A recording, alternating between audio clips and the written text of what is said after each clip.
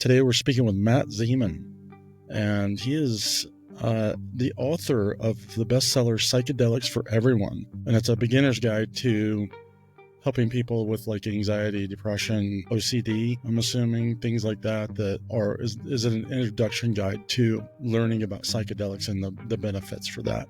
You want to tell me a little bit about that? Actually, you know what? Who are you, Matt? Tell me who you are. I want to know a little bit about you, man. I get a little way ahead of myself. I'm way far into the story. So tell me about your life, what you grew up with, what kind of a map of what brought you to this point in writing a book and then entering into the world of psychedelics. I appreciate that, Brendan. We get into things like ayahuasca and other medicines down there, mescaline products, peyote, other products. Other products is the wrong word, other entheogens. But all of it was because they believed healing was both a spiritual process and a medical process. It was a combined thing. So so now I'm finishing a doctorate of ministry so I did the master's of psychology and neuroscience, and now I'm back in seminary studying the history of entheogens and how they've been used across multiple cultures to create mystical experiences. And I'm comparing that to what science is saying people are saying happens to them on psychedelics.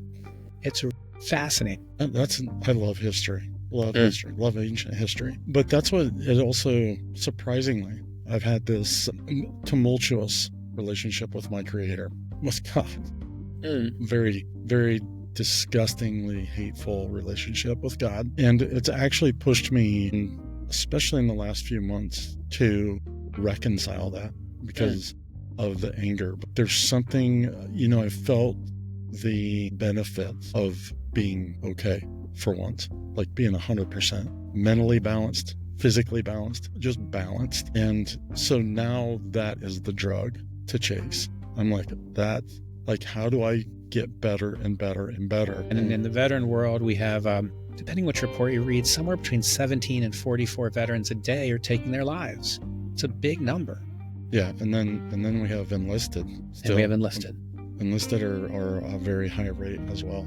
What's interesting, so many things are interesting about this particular population.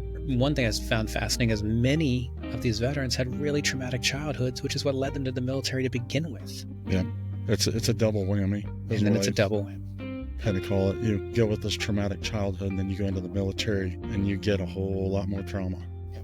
Piled on top of it. Piled on top, but then not a lot of skills and not a lot of resources. And for those that are fortunate enough to be the elite, the Rangers, the SEALs, the Delta Forces, they are the least likely to raise their hands and ask for help because they don't want to hurt their career. So they wait till their 19th year before saying, I need to see somebody. And they suppress and suppress and suppress. And that's a lot to carry. And then they leave, and you get into identity crisis of who am I anymore and where's my brotherhood and where's my sisterhood and so I went a little bit off track here. So I bring this up to the most common solution for this population is to give them antidepressants and talk therapy.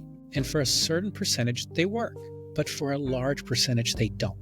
So what science is trying to solve for, and they're looking at psychedelics, is what do we do for the people where it doesn't work? And in a recent phase 3 clinical trial with MDMA, they gave veterans, first responders, victims of sexual assault, multiple people with treatment-resistant post-traumatic stress disorder. They gave them 3 sessions of MDMA with therapy before and after. And over 70% emerged from that study no longer having a PTSD diagnosis.